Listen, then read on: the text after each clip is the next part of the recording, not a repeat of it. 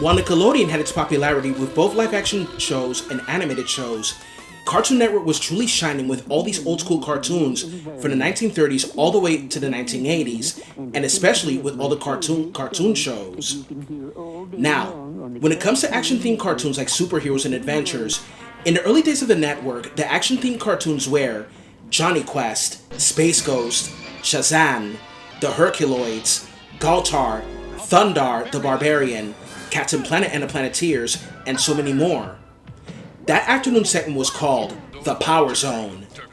Johnny Quest would have a more modernized reboot of the series titled The Real Adventures of Johnny Quest. But then, in 1997, there will be an afternoon segment that featured action-themed cartoons, and then it will make Japanese anime even more popular than it already was. That afternoon scheduled programming on Cartoon Network was called Toonami. When it first started, it was known as the Moltar era. Toonami was Cartoon Network's primary action animation block. The block premiered on March 17, 1997, with Thundercats, Cartoon Roulette, Voltron, another episode of Roulette, and The Real Adventures of Johnny Quest, respectively, as its first programs. Toonami was originally a spin-off of Space Ghost Coast to Coast and aired weekday afternoons.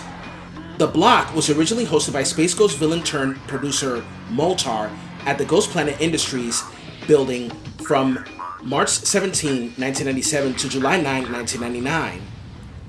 In 1999, the T.O.M era had begun, and it was not just action animation shows from the 1980s and early to mid-1990s anymore. That is when anime would take over. It was a Japanese invasion. With Moltar gone, a new host had arrived. A robot named T.O.M had become the new host of Toonami. Soon afterwards, the first program of the T.O.M era, the Sailor Moon episode Sailor Mercury Moving On, premiered. It introduced the Powerpuff Girls on Toonami, becoming the first Cartoon Network original series on the block. Also introduced that day was the Midnight Run, a late-night block. It was originally a 5-hour Saturday night block at midnight Eastern until March 2000, when it moved to weeknights in an hour-long format until January 2003. The anime shows that premiered on Toonami in 1999 were Sailor Moon, Voltron, Robotech, The Big O, Gundam Wing, Outlaw Star, and the crown jewel, Dragon Ball Z. What was also introduced in 1999 was Midnight Run, a late-night block. Midnight Run tended to have more blood and violence than its daytime counterpart, even running an uncut version of Gundam Wing between March and November 2000.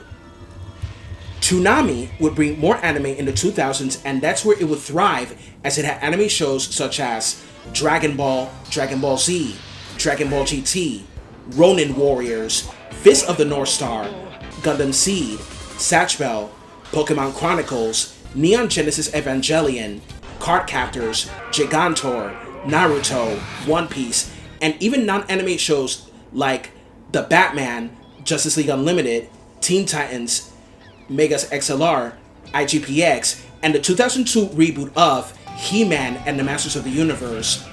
Toonami was truly crushing it with all the anime and action animated shows that aired. The first run of Toonami ended in 2007, but it would later return as part of Cartoon Network's late-night segment Adult Swim in 2012.